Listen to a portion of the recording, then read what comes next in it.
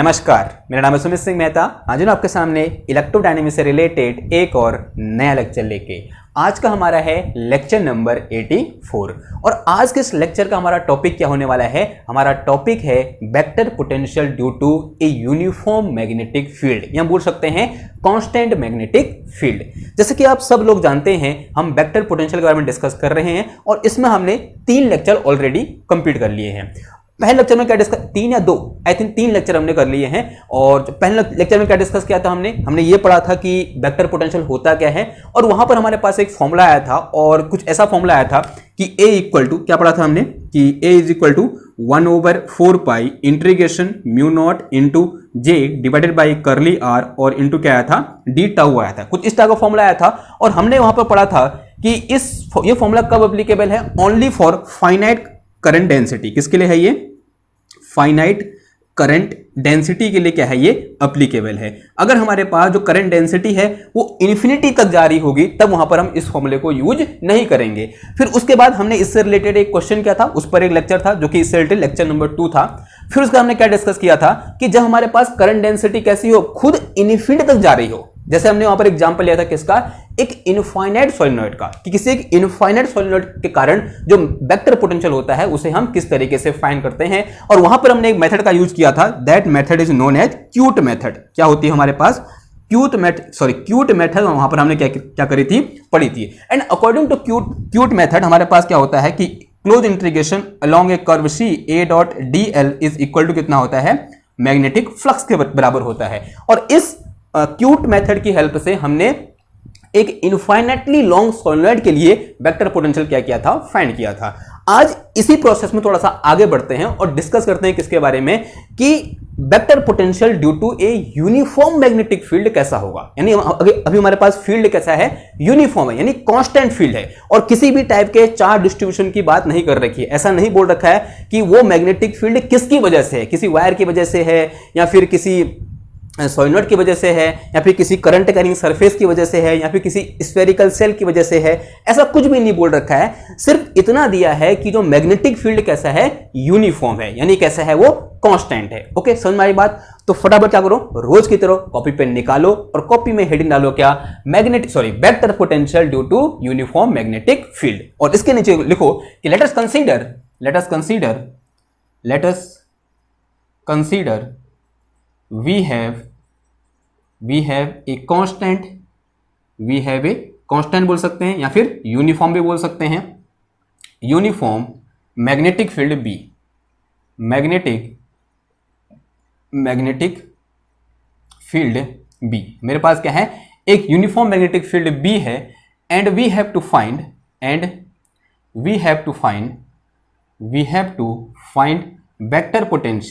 Vector potential. और vector potential को किससे रिप्रेजेंट करते हैं हम, ए वेक्टर से रिप्रेजेंट करते हैं। तो हमें क्या करना है, ए वेक्टर फाइंड करना है। कहां फाइंड करना है? At point P. कहां पर निकालना है? एट पॉइंट पी पर निकालना है।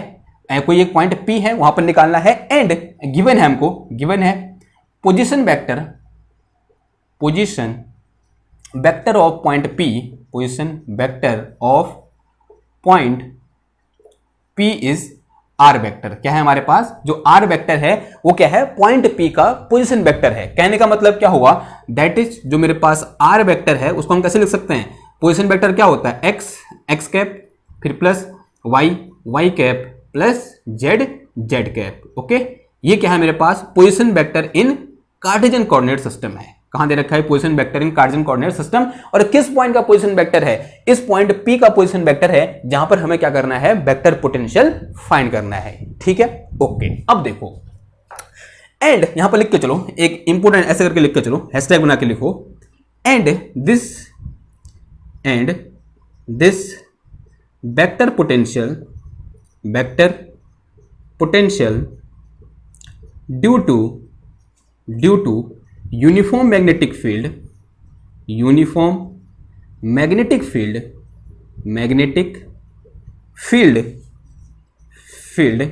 Is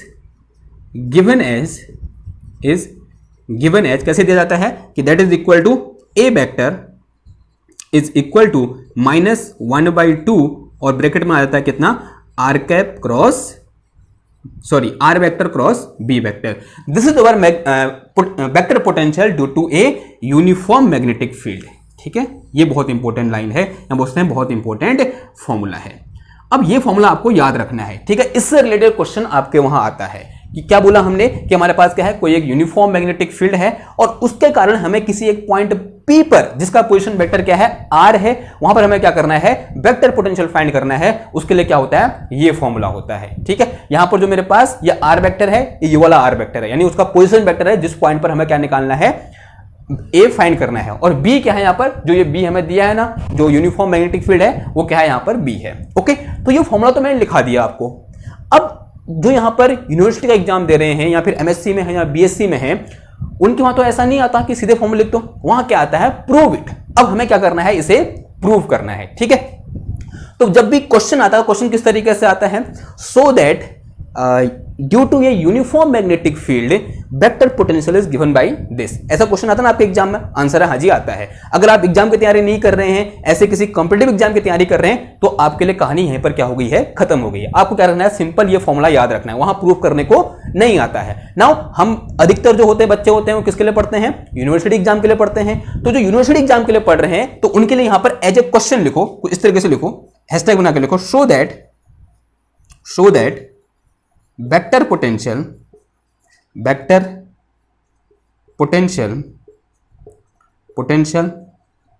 due to uniform magnetic field B vector is given as कैसे, A vector is equal to minus का 1/2 are vector cross B vector. Okay, समझ में आई बात। ओके, ये क्या करना है, हमको प्रूव करना है कि ए इक्वल टू क्या होता है, किसके लिए, यूनिफॉर्म मैग्नेटिक फील्ड के लिए ए इक्वल टू इतना होता है ना। कैसे प्रूव करेंगे, देखो हमने दो चीजें पढ़ी थी। जब भी हम किसकी बात कर रहे थे, किसी भी एक वेक्टर पोटेंशियल की बात कर रहे थे, तब वेक्टर पोटेंशियल ने दो कंडीशन को सेटिस्फाई करना चाहिए। तो यहां पर लिख के चलो, ऐसे लिख के चलो, प्रूफ। ओके, देखो आंसर तुमको पहले से पता है, तो प्रूफ में लिखो, if A is equal to minus 1/2 are vector cross B vector is vector potential of uniform magnetic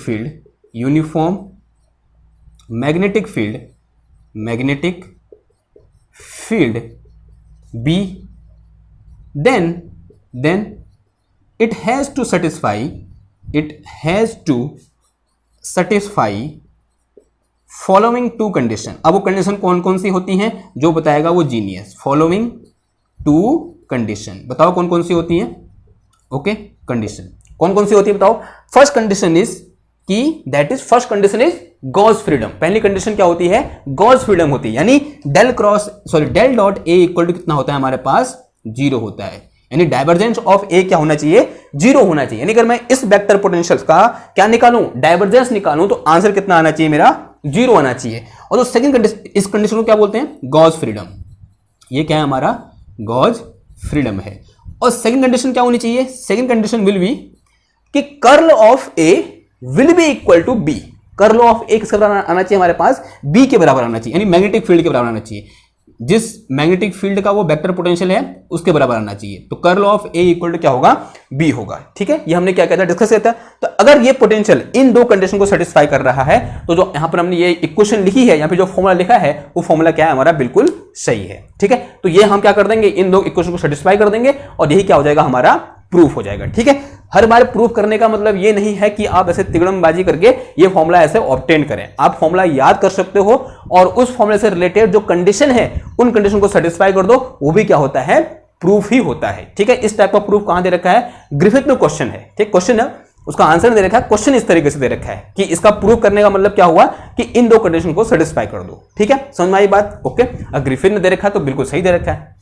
देखो अब क्या करते हैं, इन कंडीशन को सेटिस्फाई करते हैं, पहले कंडीशन 1 को, फिर कंडीशन नंबर 2 को। देखो सॉरी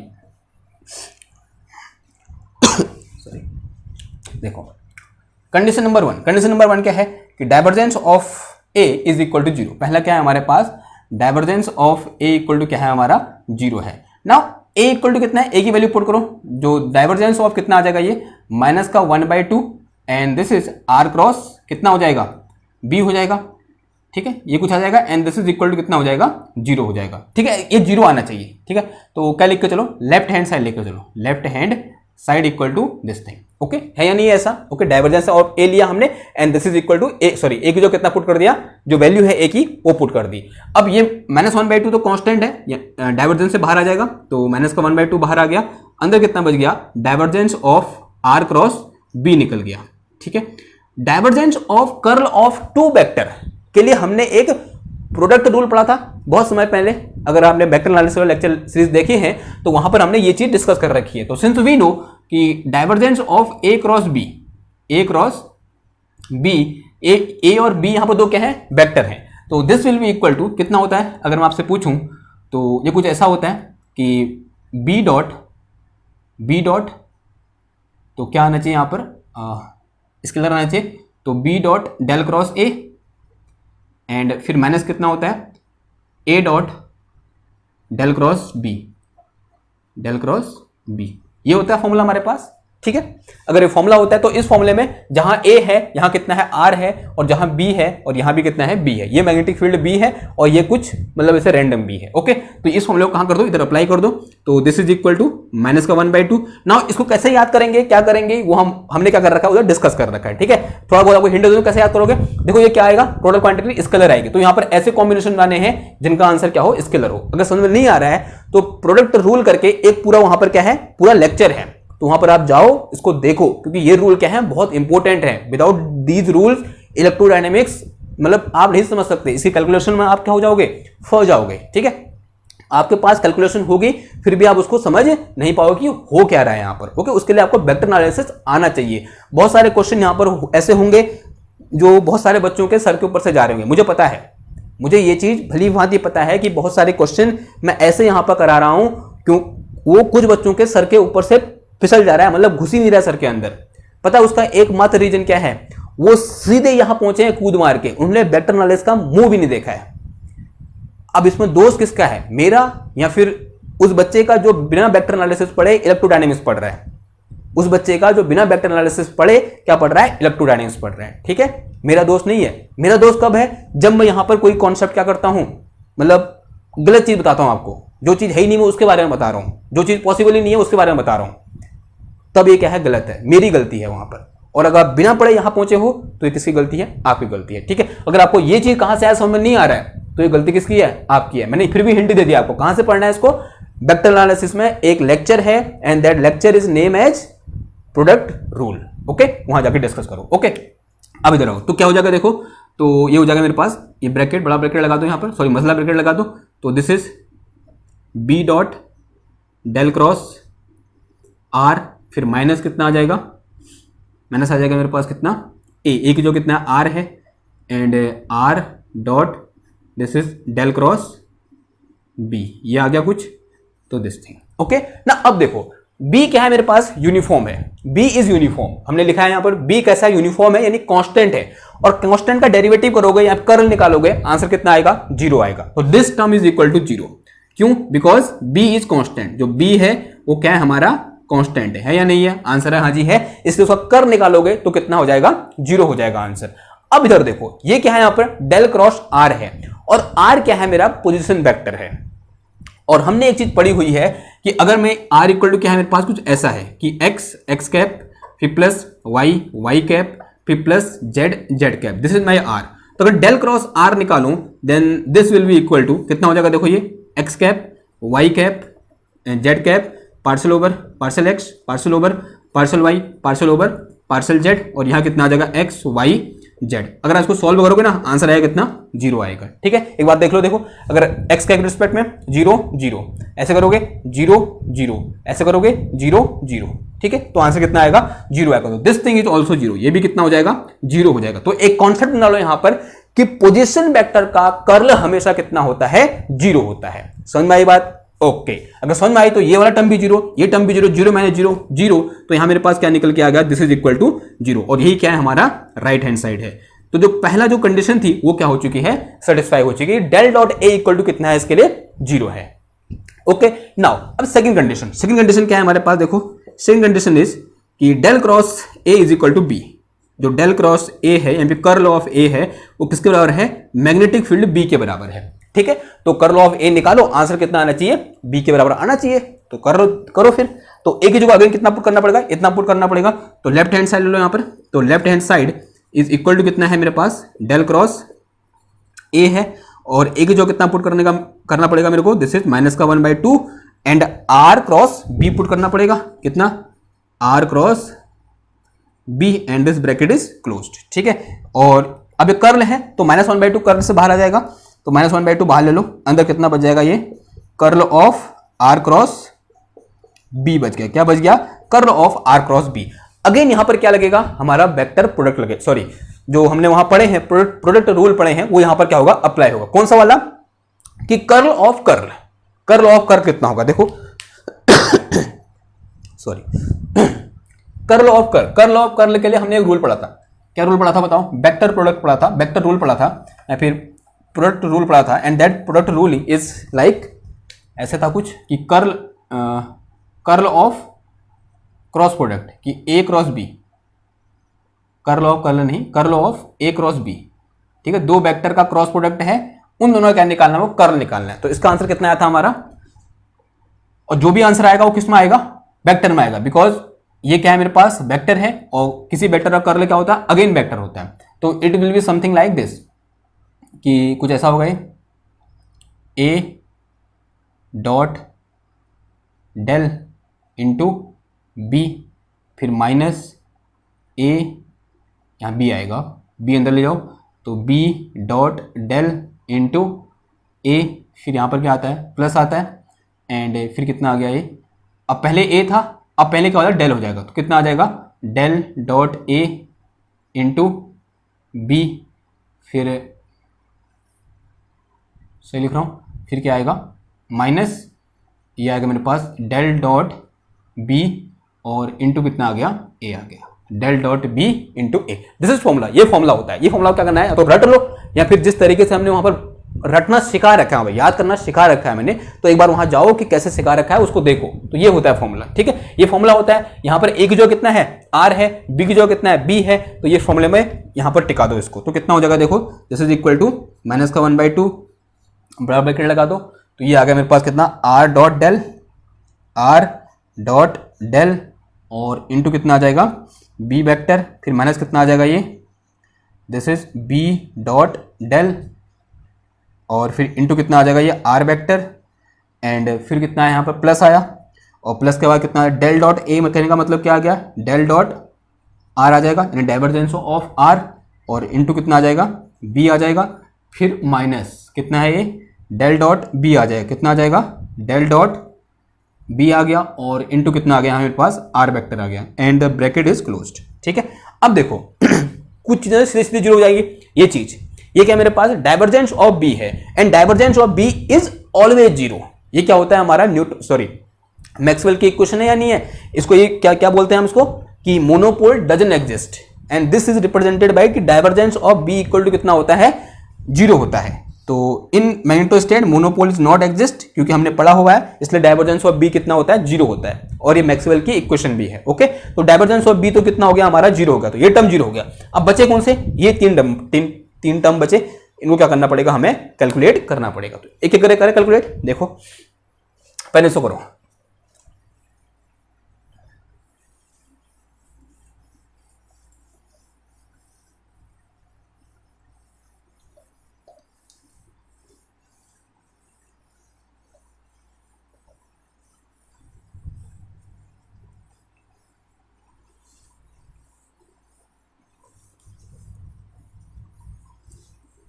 देखो सबसे पहले क्या निकालो, R dot del into B, क्या सबसे पहले क्या कैलकुलेट करते हैं, आर डॉट डेल और इंटू बी।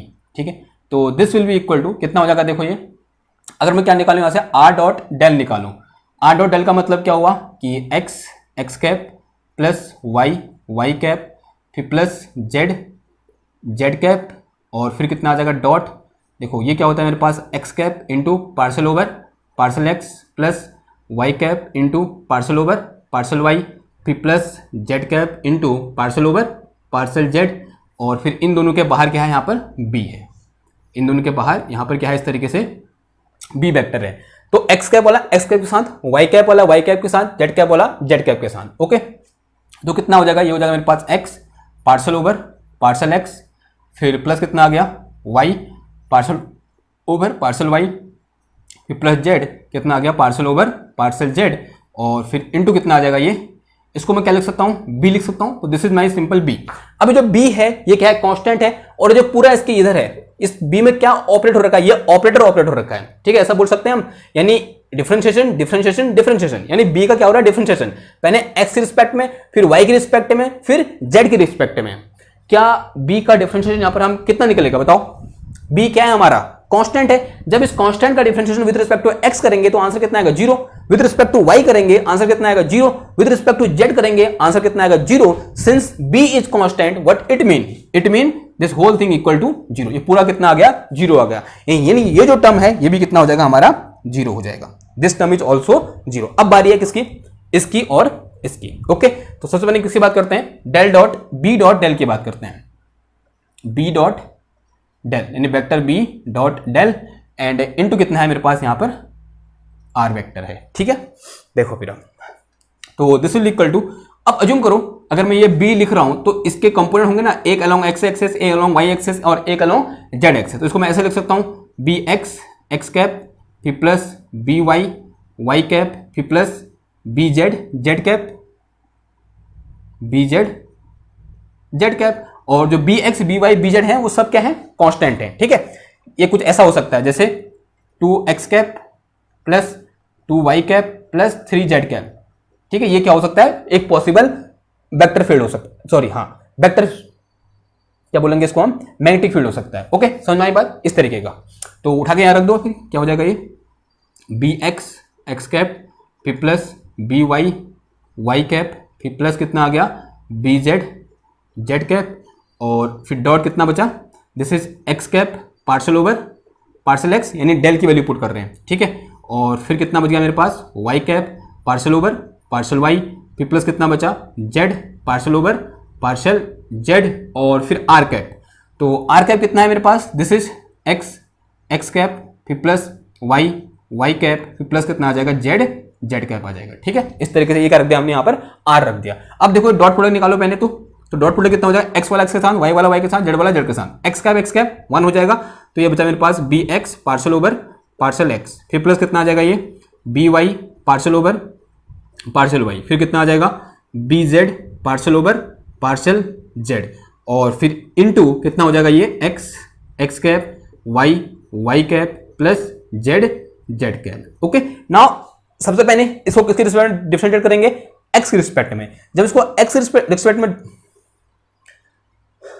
जब इसको x के रिस्पेक्ट में डिफरेंशिएट करेंगे तो ये तो क्या हो जाएंगे 0, तो बचा कौन सा वाला, सिर्फ x कैप वाला। तो ये मेरे पास कितना निकल के आ जाएगा, दिस इज बी एक्स और इनटू क्या आ जाएगा मेरे पास x कैप बचा, क्योंकि x का differentiation with respect to x कितना हुआ 1 हुआ, और यहां कितना बचा मेरे पास x कैप। फिर प्लस ये क्या है मेरे पास बी वाई, जब y के रिस्पेक्ट में इसको डिफरेंशिएट करेंगे तो x और y वाले कितना 0 हो जाएंगे, तो बचा कौन सा मेरे पास y वाला, और y का differentiation with respect to y कितना होगा 1 होगा, और बचेगा मेरे पास यहां पर y कैप बचेगा। फिर सिमिलरली यहां पर कितना आ जाएगा B z into Z cap आ जाएगा, and this is equal to B. ये किसके बराबर है मेरे पास, b के बराबर है। तो ये यहां से मेरे पास इस टर्म का जो कैलकुलेशन निकल के आया that is equal to b। ये किसके बराबर है मेरे पास, b वेक्टर के बराबर है। ओके, किसके बराबर है ये, b वेक्टर के बराबर है ना। अब बारी है किसकी, इस चीज की। अब देखो अब डेल क्रॉस आर कितना होता है, तो सिंस वी नो जो del cross R equal to होता है वो कितना होता है, sorry del dot R into B.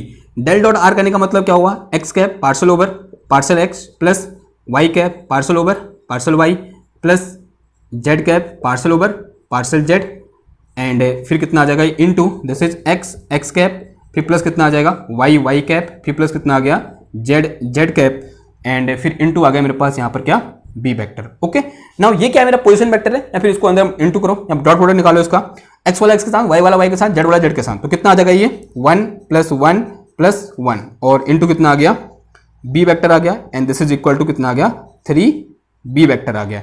तो इसकी वैल्यू कितनी निकल के आई यहाँ से 3b वेक्टर निकल के आई, कितनी 3b वेक्टर। ओके, समझ में आई इतनी बात। अब देखो अगर इतनी बात समझ में आ गई तो this will be equal to minus का 1/2 और अंदर कितना बच गया, this is b vector, minus का कितना आ गया ये 3b वेक्टर। ओके, आया नहीं आया, आंसर आज ही आया। तो ये आ गया मेरे पास माइनस का 1/2 और इंटू कितना आ गया माइनस का twice of B vector, minus से ये माइनस गया, 2 से ये 2 गया, तो this is equal to B vector. तो यहां से मेरे पास a cross B equal to कितना curl of a equal to कितना निकल के आ गया, b निकल गया। तो दोनों कंडीशन क्या होगी, सेटिस्फाई होगी। और अगर कोई वेक्टर पोटेंशियल इन दोनों कंडीशन को सेटिस्फाई कर रहा है तो वो क्या है, एक एक्सेप्टेबल वेक्टर पोटेंशियल है।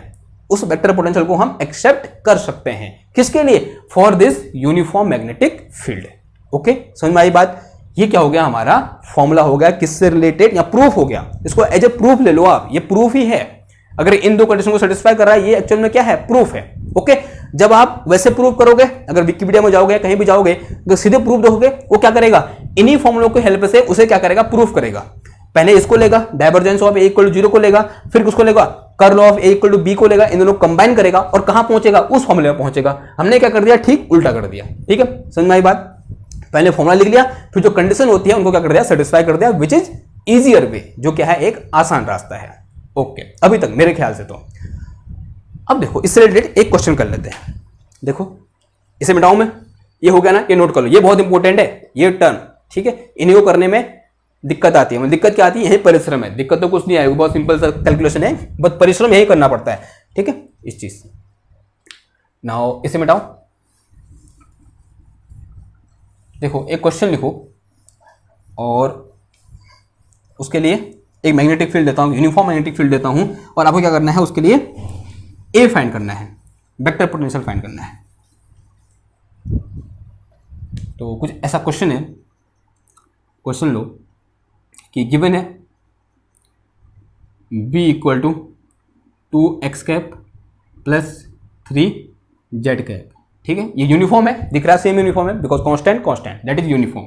एंड फाइंड a कहां पर, एट x, y, z। एक पॉइंट है x, y, z, वहां है क्या करना है, a फाइंड करना है। इस टाइप का क्वेश्चन आ सकता है। देखो तो a, देखो सिंपल, देखो b कैसा है, यूनिफॉर्म है, और किसी भी टाइप के यहां पर करंट कॉन्फ़िगरेशन की बात नहीं कर रखी है कि वो वायर है, सिलेंडर है, या फिर बोल सकते हैं क्या है, सोलेनॉइड है या प्लेन सीट है, ऐसा कुछ नहीं बोल रखा है। सिर्फ हमको मैग्नेटिक फील्ड रखा है जो ऐसा दिख रहा है, और इस पॉइंट पर हमें क्या करना है, ए फाइंड करना है। तो कैसे फाइंड करोगे, सिंपल सा फॉर्मूला लगा दो जो अभी तक हमने डिस्कस कर रखा है। तो ए इक्वल टू कितना आ जाएगा यहाँ पर मेरे पास, दिस इज माइनस का 1/2 आर क्रॉस बी। क्या हो जाएगा, माइनस का 1/2 आर क्रॉस बी हो जाएगा। तो this will be equal to minus का 1/2। अब आर इक्वल टू क्या होगा यहाँ पर, देखो this will be X cap, X cap plus Y cap plus Z cap. होगा नहीं होगा, आंसर आज ही होगा, Y cap plus Z cap. And फिर क्रॉस कितना आ गया, ये क्रॉस ये आ गया मेरे पास कितना, ट्वाइस ऑफ एक्स कैप, फिर प्लस कितना आ गया 3z कैप। अब कर्ल निकालने का तरीका हम सबको पता है, this is equal to minus का 1/2, ऐसे खींच दो कुछ, this will be X cap, Y cap और जेड कैप। फिर यहाँ पर कितना आ जाएगा, एक्स वाई एंड जेड, और यहाँ कितना आ जाएगा 2 0 3 आ जाएगा। ठीक है, निकाल दो फिर इसको। तो ये आ गया मेरे पास माइनस का 1/2, और अंदर कितना बच गया 3y आया इधर से, और इधर से कितना आ गया मेरे पास 3y एक्स कैप, फिर माइनस का y कैप आया, तो कुछ ऐसे 3x minus twice of z, और फिर प्लस कितना आ गया z कैप आ गया।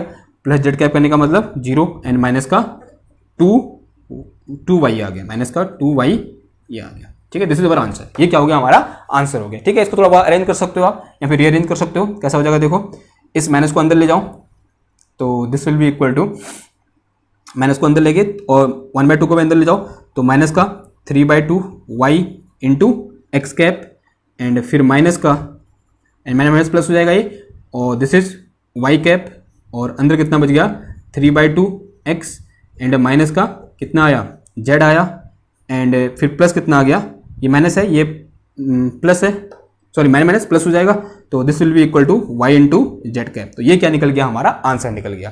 किसके लिए, सॉरी क्या निकला, ये ए निकल गया, यानी वेक्टर पोटेंशियल निकल गया। ठीक, सिंपल सा क्वेश्चन है। ओके, नाउ एक क्वेश्चन होमवर्क में लिखो आप इस तरीके से, क्वेश्चन नंबर 2 हो जाएगा ये। तो कुछ ऐसा दे रखा आपको, b इक्वल टू दे रखा कितना टू फाई कैप किस डायरेक्शन में है, फाई कैप डायरेक्शन में है, ठीक है। बी इक्वल टू कितना है, टू फाई कैप है।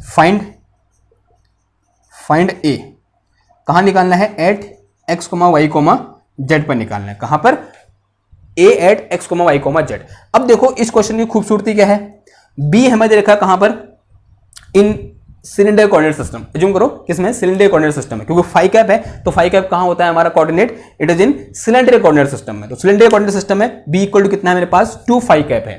अब ए मुझे कहां निकालना है, X comma Y comma Z पर निकालना है, यानी कार्टेशियन कोऑर्डिनेट सिस्टम में निकालना है। तो सबसे पहले आपको क्या करना पड़ेगा, यहां पर इस फाई को एक्स वाई और जेड के टर्म में लिखना पड़ेगा, यानी मैग्नेटिक फील्ड को आपको पहले कार्टेशियन कोऑर्डिनेट सिस्टम में लिखना पड़ेगा। और फाई को हम एक्स वाई जेड के टर्म में कैसे लिखेंगे, या फिर X cap Y cap Z cap के टर्म में कैसे लिखेंगे, वो आपने पढ़ रखा है। यानी बहुत बार हम इस टाइप की सिचुएशन को फेस कर चुके हैं, मैग्नेटोस्टैटिक में भी और इलेक्ट्रोस्टैटिक में। और ये क्वेश्चन आई होप आपसे हो जाएगा। अगर नहीं होता है तो मुझे क्या करो, मैसेज करो फटाफट। और ये बहुत इंपॉर्टेंट क्वेश्चन है, ये भी इंपॉर्टेंट है और ये भी इंपॉर्टेंट है, और ये पूरा कॉन्सेप्ट क्या है यहां पर इंपॉर्टेंट है, ठीक है।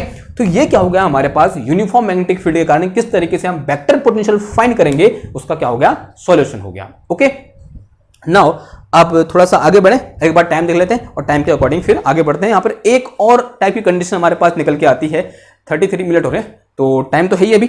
ओके, तो इसको कंप्लीट ही कर लेते हैं। देखो अब यहां पर एक और केस निकल के आता है कि अगर हमारा मैग्नेटिक फील्ड कैसा हो, नॉन यूनिफॉर्म हो और सिर्फ एक कोऑर्डिनेट का फंक्शन हो। बहुत इंपॉर्टेंट चीज है जो मैं बोलने जा रहा हूं, बहुत इंपॉर्टेंट है ये। और यहां से क्वेश्चन बनता है।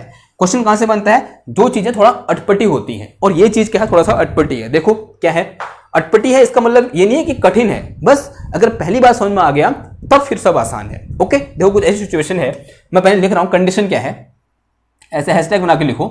ओके, तो ऐसा कुछ है। तो हमारे पास पहले क्या था, कितनी मेथड होगी हमारे पास, एक तो हमारे पास किसके लिए था, फॉर फाइनाइट करंट डिस्ट्रीब्यूशन, वो क्या हो गया, मेथड 1, क्यूट मेथड 2, और जो हमने आज पढ़ा दिस इज मेथड 3, और ये क्या हो जाएगा हमारा मेथड 4, ठीक है, फॉर फाइंडिंग ए। तो दिस इज फोर्थ वन। तो फोर्थ वन ऐसे आप नंबरिंग कर लेना अपने अकॉर्डिंग, ठीक है, जितने अभी तक हमने पढ़ रखे हैं। तो दिस वन इज और fourth one.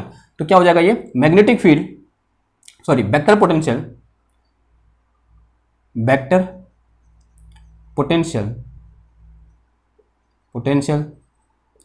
Due to non uniform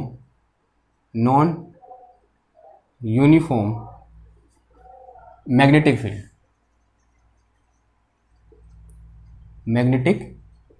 field, ठीक है। नॉन यूनिफॉर्म का मतलब क्या होता है, मैग्नेटिक फील्ड वेरी कर रहा होगा विद डिस्टेंस। ओके, तो कहने का मतलब ये है कि अब यहां पर एक कंडीशन है, नोट, इंपॉर्टेंट नोट है, कब इस सिचुएशन, मतलब कब हम इस टाइप की इस मेथड का यूज करेंगे। Note, magnetic field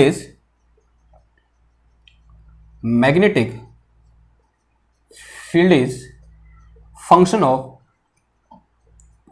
of only one coordinate,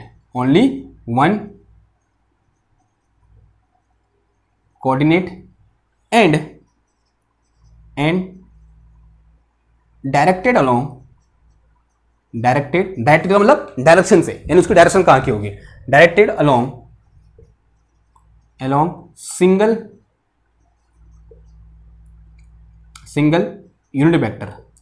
unit vector. देखो ये कहने का मतलब, अब इसके बाद समझो कि अगर हम यहां पर नॉन यूनिफॉर्म मैग्नेटिक फील्ड की बात कर रहे हैं तो उस नॉन यूनिफॉर्म मैग्नेटिक फील्ड का नेचर ऐसा होना चाहिए, तब हम इस मेथड का यूज करेंगे। देखो क्या होना चाहिए, magnetic field is a function of only one coordinate, यानी मैग्नेटिक फील्ड ऐसा होना चाहिए, B इज इक्वल टू या तो S का फंक्शन होना चाहिए, यानी B इक्वल टू S का फंक्शन, ऐसा होना चाहिए। और साथ में क्या होना चाहिए, directed along single point unit vector. Single unit vector का मतलब क्या हुआ, जैसे यहां पर देखो मैग्नेटिक फील्ड दो यूनिट वेक्टर में क्या था, डायरेक्टेड था, एक्स कैप भी वाई कैप भी, लेकिन ऐसा नहीं होना चाहिए, या तो वो एक्स कैप में ही होना चाहिए या फिर वाई कैप में होना चाहिए या फिर जेड कैप में होना चाहिए। उसी तरीके से अगर मैं किसकी बात करूं, सिलेंडर कोऑर्डिनेट सिस्टम में बात करूं, या तो एस कैप डायरेक्शन में होना चाहिए या फिर फाई कैप डायरेक्शन में होना चाहिए या फिर जेड कैप डायरेक्शन में होना चाहिए, दो या फिर दो से अधिक डायरेक्शन में नहीं होना चाहिए। तभी हमने क्या लिखा यहां पर, सिंगल यूनिट वेक्टर लिखा। कहने का मतलब अगर मान लिया किस डायरेक्शन में है, फाई कैप डायरेक्शन में, ऐसा कुछ होना चाहिए। ओके, यहां पर कुछ ऐसे ले लो कि मैग्नेटिक फील्ड जो बी है मेरा, वो किस डायरेक्शन में, मान लिया एक्स डायरेक्शन में, किस डायरेक्शन में, या फिर वाई डायरेक्शन में है, या बोल दो this is a function of Z, बोल दो किसका फंक्शन है ये, जेड का फंक्शन है, and directed in escape direction. ठीक है, किस डायरेक्शन में है? एस्केप डायरेक्शन में है। ओके, यानी सिंगल यूनिट वेक्टर की डायरेक्शन में है। तब हम किस तरीके से क्या करेंगे? वेक्टर पोटेंशियल फाइंड करेंगे। यहां पर हमको क्या करना है? देखना है। नाउ अब देखो, जब भी इस टाइप की सिचुएशन आएगी, अब इस सिचुएशन कैसे पता चलेगी? क्वेश्चन में दी होगी आपको। ठीक है, या तो ऐसे छुपी हुई होगी कहीं पर, या फिर डायरेक्ट वहां पर क्वेश्चन में लिखा होगा कि ये है कि मैग्नेटिक फील्ड जो है एक uniform non uniform magnetic field है, बट सिर्फ एक कोऑर्डिनेट का फंक्शन है और किसी एक सिंगल पॉइंट वेक्टर की ओर या फिर यूनिट वेक्टर की ओर क्या है? डायरेक्टेड है।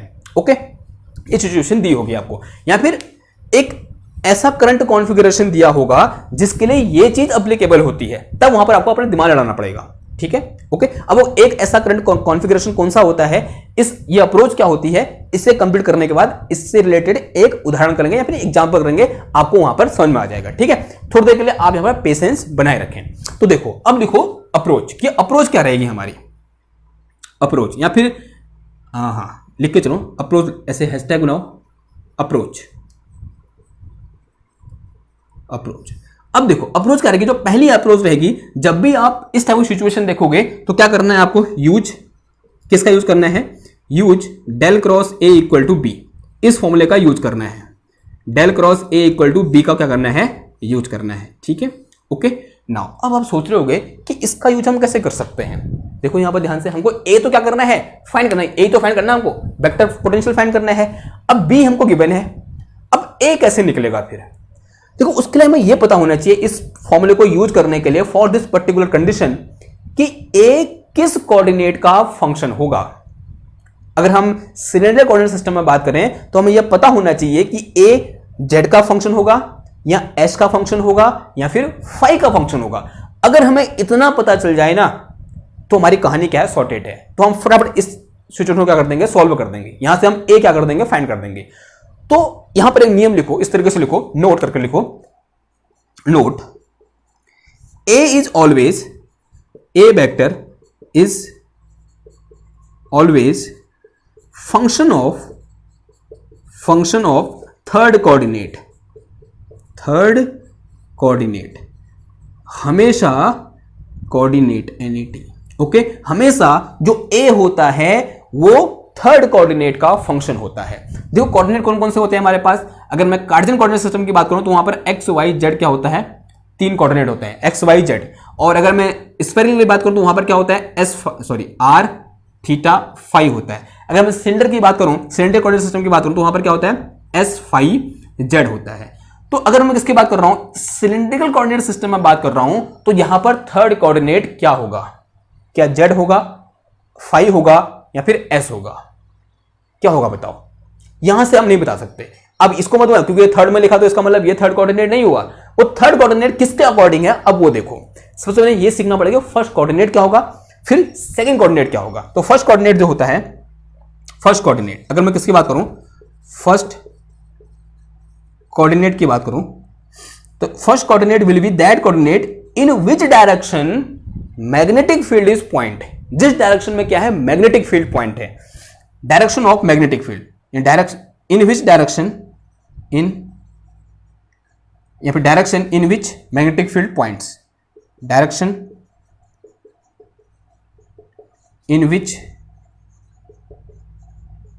B points, B points, points का मतलब पॉइंट्स ऐसे उधर की ओर देख रहा है, यानी बी जिस डायरेक्शन होगा वो डायरेक्शन, मतलब उसको हम क्या बोल देंगे? फर्स्ट कोऑर्डिनेट बोल देंगे। अगर मैं ये बोलूं कि किसी एक वायर का जो मैग्नेटिक फील्ड है वो फाई कैप डायरेक्शन में है, मैं क्या बोल रहा हूं? किसी एक वायर का magnetic field phi cap direction में है, यानी फाई कैप को हम कैसे ट्रीट करेंगे? As a first coordinate treat करेंगे। अब बी तुमको गिवन है ना, बी हमको पहले से गिवन है कि अगर वो फाई कैप डायरेक्शन में है तो phi cap will be our first coordinate, और इस सिचुएशन के साथ क्या हो सकता है? चेंज हो सकता है। ओके, नाउ अब सेकंड कोऑर्डिनेट क्या होगा फिर? तो सेकंड कोऑर्डिनेट, सेकंड कोऑर्डिनेट होता है हमारा जिस डायरेक्शन में ए पॉइंट होता है, वेक्टर पोटेंशियल फाइंड होता है। Direction in which A points, vector A points. Now अब ए तो पता ही नहीं है, ए तो निकालना है हमको, तो उसको डायरेक्शन कैसे पता चलेगी? एक चीज हमने इससे ठीक पिछले लेक्चर में डिस्कस की थी कि current and A has same direction. Current और वेक्टर पोटेंशियल की हमेशा डायरेक्शन क्या होती है? सेम होती है। अब हमें कोई करंट कॉन्फ़िगरेशन दिया होगा उस करंट कॉन्फ़िगरेशन में करंट कहां की ओर जा रही है हमको पता होगा, होगा नहीं होगा? आंसर है हाँ जी होगा। तो जिस डायरेक्शन में करंट जा रही होगी वो डायरेक्शन किसकी होगी? हमारी वेक्टर पोटेंशियल की होगी। तो वेक्टर पोटेंशियल डायरेक्शन से रिलेटेड हमें कोई चिंता नहीं है। ओके, तो सेकंड कोऑर्डिनेट क्या हो गया मेरे पास? जिस डायरेक्शन में ए पॉइंट है, जो डायरेक्शन किसकी है? वेक्टर पोटेंशियल की है। Okay, and vector potential will be pointed in the direction of current. ठीक ना, तो थर्ड कोऑर्डिनेट क्या हो जाएगा हमारे पास? तीन ही तो होते हैं, जो रिमेनिंग होगा वो क्या होगा? थर्ड कोऑर्डिनेट हो जाएगा। तो अगर थर्ड कोऑर्डिनेट की बात करूं तो that is remaining one. Remaining one जो बचा हुआ कोऑर्डिनेट होगा वही क्या होगा? हमारा थर्ड कोऑर्डिनेट होगा। और उस बचे हुए कोऑर्डिनेट का ही फंक्शन कौन होगा? हमारा ए होगा। तो this is a important thing कि A is always function of third coordinate. तो उसके लिए मुझे पहले के दो कोऑर्डिनेट पता होने चाहिए, तो ऑटोमेटिकली जो थर्ड कोऑर्डिनेट होगा क्या हो जाएगा? एलिमिनेट हो जाएगा, और जो ए होगा उसी का फंक्शन होगा, वो सिर्फ उसका फंक्शन होगा और किसी भी दूसरे कोऑर्डिनेट का फंक्शन नहीं होगा। समझ में आई इतनी बात? अगर इतनी बात समझ में आई तो क्या करते हैं, यहां पर एक क्वेश्चन करते हैं, और ये चीज आप लिख लेना। ठीक है, यहां पर इसे नोट करके लिखो कि A is always point in the direction of current. ठीक है, और इससे रिलेटेड एक क्वेश्चन कर लेते हैं।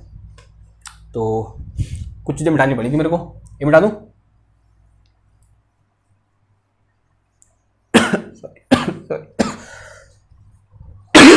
सॉरी यार, सॉरी।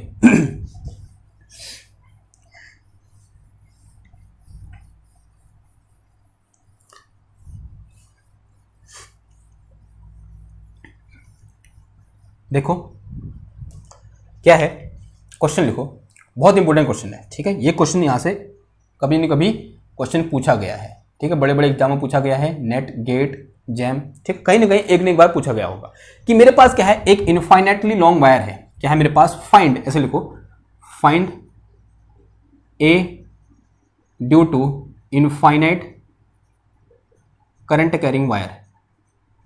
करंट कैरिंग वायर, कोई इनफाइनाइट करंट कैरिंग वायर है, उसके कारण हमें क्या करना है? ए फाइंड करना है। तो इस तरीके से एक इनफाइनाइटली लॉन्ग वायर है मेरे पास, ये कुछ है, और इसमें कुछ आई करंट क्या कर रही है? फ्लो कर रही है यो करके, और इसके कारण मुझे क्या करना है? किसी पॉइंट पर, लेट अस से दिस इज पॉइंट, ये वो पॉइंट है पी पॉइंट, इस पी पॉइंट पर वेक्टर पोटेंशियल ए क्या करना है? मेरे को फाइंड करना है। अब देखो हमें क्या पता होना चाहिए कि ए पर मैग्नेटिक फील्ड क्या होगा। देखो मैग्नेटिक फील्ड निकालो, क्योंकि मैग्नेटिक फील्ड का नेचर देख के ही हम क्या कर पाएंगे? पता कर पाएंगे कौन सी मेथड हमको लगानी है। तो अगर मैं ये बोलूं कि जो पी पॉइंट है यहां से एस डिस्टेंस पर है, S is perpendicular distance from the wire of point P, तो अगर यहां मैग्नेटिक फील्ड लिखूं, अगर आंसर लिखूं इसका, तो बी एट पी, तो अगर बी एट पी कितना होगा मेरे पास? तो this will be equal to, we all know that this is equal to twice of mu naught I upon 4 pi s, होता नहीं होता ऐसा? 4 pi s, and direction will be कैसे निकालोगे? राइट हैंड रूल से। तो ये है, ये क्या है? डायरेक्शन कहां की ओर? फाई कैप डायरेक्शन में, तो direction in phi cap direction. तो मेरे पास ऐसे बी इक्वल टू कितना निकल के आ गया? बी इक्वल टू निकल के आ कितना? Mu naught I upon 2 pi S, और इनटू कितना आ गया? ये फाई कैप आ गया। अब ध्यान से देखो इसको, ये क्या है मेरे पास? इतना magnetic field, and it is a function of only one coordinate, and that coordinate is S. सिर्फ एक का फंक्शन है। आंसर है हाँ जी है। तो पहली कंडीशन सेटिस्फाई होगी कि function of only one coordinate, तो ये पहले चीज तो आ गया। अब दूसरा देखो कि directed only in single unit vector, सिर्फ फाई कैप डायरेक्शन में है, तो दूसरी कंडीशन सेटिस्फाई होगी। तो यहां पर कौन सी मेथड लगेगी? ये वाली मेथड लगेगी। यानी क्या यूज करना पड़ेगा मेरे को? ये यूज करना पड़ेगा। और ये यूज करने से पहले मुझे क्या चाहिए? डायरेक्शन ऑफ, या बोलते हैं कि ए किसका फंक्शन होगा, वो मुझे चाहिए।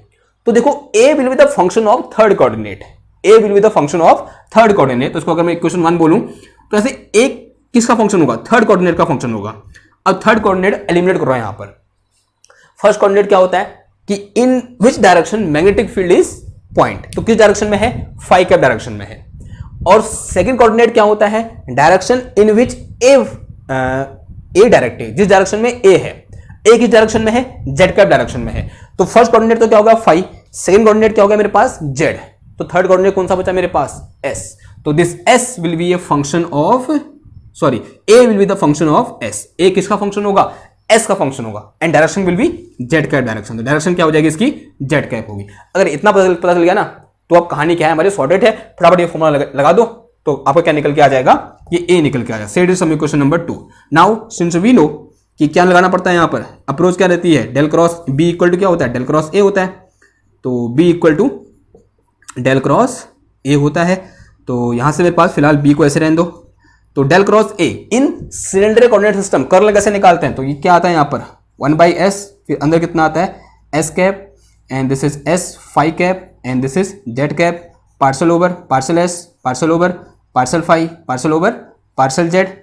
फिर ए किस डायरेक्शन में, जेड का डायरेक्शन में, तो दिस इज 0 0, और ये कितना निकल गया मेरे पास ए एस निकल गया, एंड दिस इज निकाल दो, सॉल्व कर दो इसको।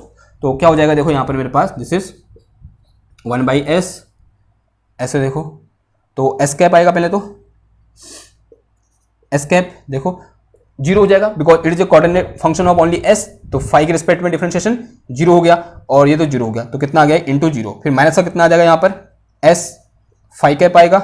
अब देखो ये बचेगा मेरे पास इधर पे, तो क्या आ जाएगा मेरे पास देखो parcel over partial s of A S, और ऐसा कुछ था, फिर कितना हो जाएगा माइनस 0 हो जाएगा, 0 रहने दो, ऐसे हो जाएगा, ठीक है। फिर क्या आ जाएगा जेड कैप आएगा, प्लस कितना आ जाएगा ये जेड कैप, तो जेड कैप पहले दिस 0 0, तो कितना आ गया जेड कैप इंटू 0 आ गया, and this bracket is close, ठीक है। तो यहां से मेरे पास सिर्फ कौन सा बचेगा, ये बीच वाला, तो ये मेरे पास कितना आया 1/s, and this is minus का s phi cap into partial over partial s of A s. देखो इस एस से ये एस क्या हो जाएगा मेरा कैंसिल हो जाएगा, और यहाँ बी इक्वल टू कितना है ये दिया हुआ है देखो, और the direction will be phi cap, इस फाई को यहाँ थोड़ा कहाँ पुट कर दो, इधर लिख दो, कोई दिक्कत नहीं है।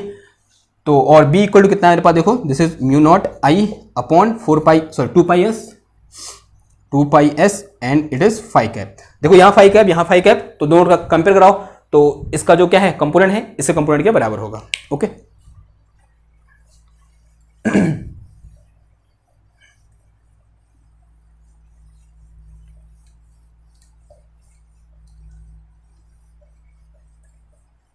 देखो क्या आ जाएगा मेरे पास यहाँ पर, यह है मेरे पास mu naught I upon 2πs, this is equal to minus का अब एक ही कोऑर्डिनेट दोस्तों डी ओवर डी एस लिख सकता हूँ, because a is a function of only one coordinate, तो इसको मैं ऐसा लिख सकता हूँ। तो यहाँ से मेरे पास माइनस का D A S is equal to कितना आया mu naught I upon 2πs, और इंटू कितना आ गया डी एस आएगा, दोनों क्या कर दो इंटीग्रेट कर दो, तो इंटीग्रेटिंग बोथ साइड। अब यहाँ पर इंटीग्रेट कहाँ से कहाँ करना है, अभी लिमिट रखनी है, लिमिट से रखनी है, एस की लिमिट रखनी है, कहाँ पर निकालना है मेरे को, इस पॉइंट पी पर निकालना है। अगर आपको थोड़ा बहुत याद आ रहा है, जब हमने क्या फाइंड किया था इलेक्ट्रोस्टैटिक में, पोटेंशियल फाइंड किया था, कर रहे थे पोटेंशियल फाइंड, हम क्या कर रहे थे, अगर हमारा जो चार्ज कॉन्फ़िगरेशन है वो इटसेल्फ इन्फिनिटी तक एक्सटेंड है, ये भी वैसा एक सेम केस है कि यहाँ पर चार्ज करंट कॉन्फ़िगरेशन खुद कहाँ गया है इन्फिनिटी में गया है, तब हम वहाँ पर जो इंटीग्रेशन करते समय क्या कर रहे थे, हम कोई एक रेफरेंस पॉइंट अज्यूम कर रहे थे नहीं कर रहे थे, आंसर है हाँ जी कर रहे थे। जिसने इलेक्ट्रोस्टैटिक में लेक्चर देखा है कौन सा वाला, इलेक्ट्रिक पोटेंशियल वाला, उसको पता है कि वहां पर हमने क्या किया था, जब हमारा चार्ज कॉन्फ़िगरेशन खुद इन्फिनिटी में गया हुआ है, तब पोटेंशियल निकालते समय हमने वहां पर क्या किया था, जो रेफरेंस पॉइंट था एक आर्बिट्री रेफरेंस पॉइंट लिया था नहीं लिया था, आंसर है हाँ जी लिया था। तो यहां पर हमें क्या लेना पड़ेगा, एक आर्बिट्री रेफरेंस पॉइंट अज्यूम करना पड़ेगा, and let us say that arbitrary reference point is a. वो आर्बिट्री रेफरेंस पॉइंट क्या है मेरे पास, ए है। ए क्या है मेरे पास, any arbitrary reference point, any arbitrary reference point, और इस आर्बिट्री रेफरेंस पॉइंट से लिमिट कहां से कहां है, एस की, ए से लेकर कहां तक, एस तक, क्योंकि हमको कहां पर निकालना है, पी इक्वल टू जो एस पर निकालना है, यानी एस इक्वल टू एस पर निकालना है, यानी पी पॉइंट पर निकालना जो यहां से एस डिस्टेंस पर है, ओके। तो this is my limit of S, और इसका इंटीग्रेशन कितना हो जाएगा बताओ, माइनस का एस हो जाएगा, ये माइनस का a S is equal to mu naught I upon 2π बाहर आ गया, और अंदर कितना बच गया, ए से लेकर एस तक 1/s into D S. 1/s का इंटीग्रेशन कितना होता है बताओ फटाफट, log s 1/2π, this is ln s, और लिमिट कहाँ से कहाँ आ जाएगा, ये a to s आ जाएगी, तो माइनस का a S is equal to mu naught I, और अपॉन कितना आ गया 2π, एंड दिस इज ln कितना आ जाएगा, ये A S minus ln a, sorry ln s minus ln a आ गया, और ये बता दूँ मैं, तो यहाँ से ए एस इसको अंदर ले जाओ, तो यहाँ से मेरे पास a S is equal to कितना आया, म्यू नॉट आई अपॉन 2π, अंदर ले गए तो कितना आ गया, ये ln a माइनस कितना आ गया, ln s आ गया, and this is a S is equal to mu naught I upon कितना आया 2π, this is ln a upon कितना आया, s आया। This is our answer. अगर मैं वेक्टर फॉर्म में लिखना चाहूंगा तो this direction will be in Z cap direction. तो ये क्या निकल गया, हमारा आंसर निकल गया। ठीक है, समझ में आई बात? ओके, तो ये क्या था, एक बहुत इंपॉर्टेंट कॉन्सेप्ट था। तो आज दो कॉन्सेप्ट क्या किए हमने यहाँ पर डिस्कस किए, और दोनों कॉन्सेप्ट क्या है, इंपॉर्टेंट है।